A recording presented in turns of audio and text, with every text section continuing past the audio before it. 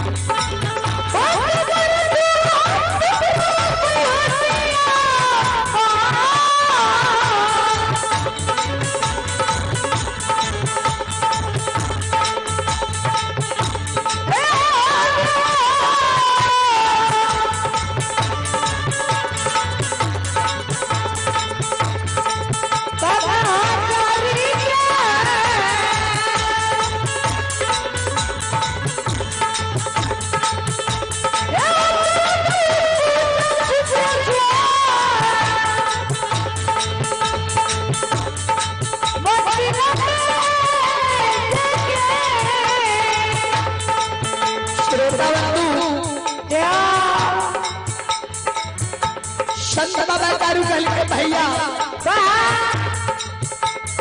अगर मर जेबे पे कोनो बात के डर नहीं है, लेकिन आज नियम हम निश्चित तोड़ दे। बाबा करू भगवान भोले रानी के गेट पर जाकर हाथ जोड़ के खड़ा भाग लिए। भगवान भोले रानी से बाबा कारू कहिया ए माली जयतीना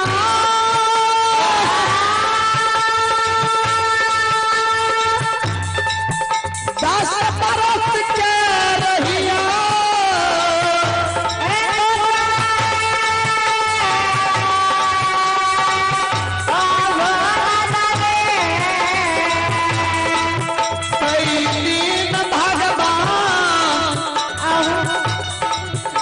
मंदिर में हम 7 दिन 7 रात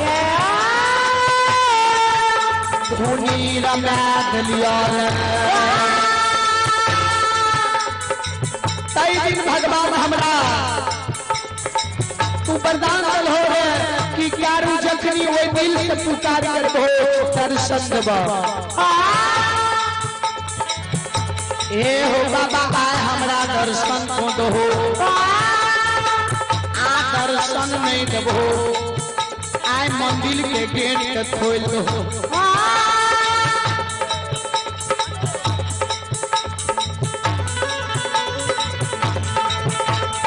मंदिर के गेट के बाबा खोल दियो।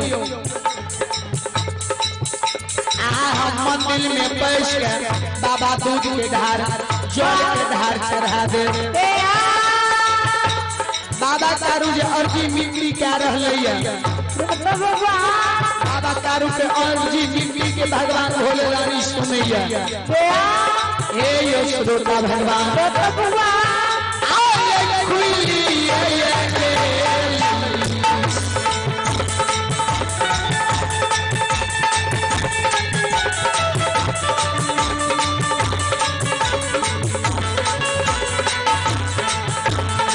हे हो बजरी हो के बारिया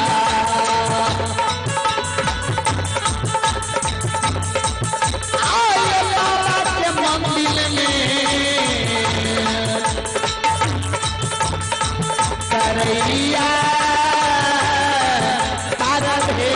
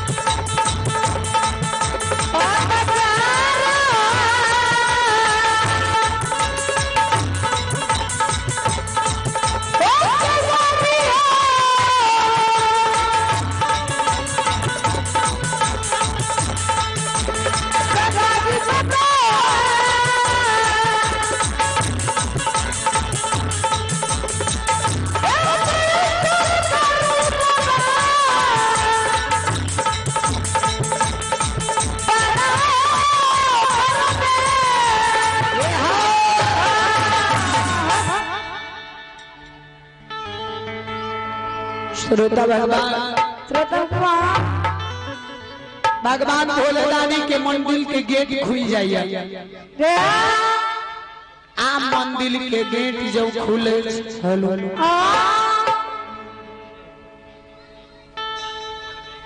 भगवान के दरबार में ए हो बाबा कारू प्रवेश करैया।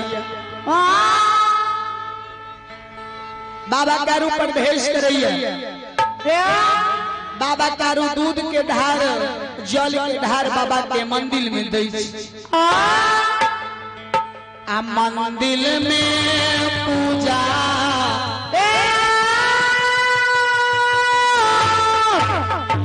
करके बाबा कारू जो बाहर हुई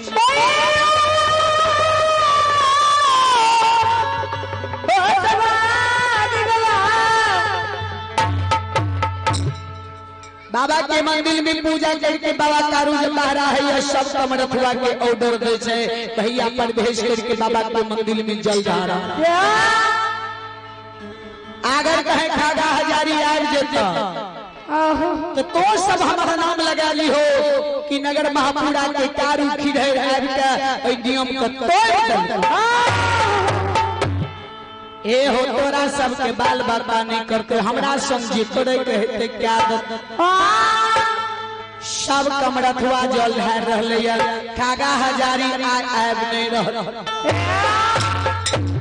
खागा हजारी के ई बात मालूम भ गेले जे नगर महापुरा के कारू खिड़े आय हमरा नियम के तोड़े खातिर नगर महापुरा से आब के कुशेश्वर में तोड़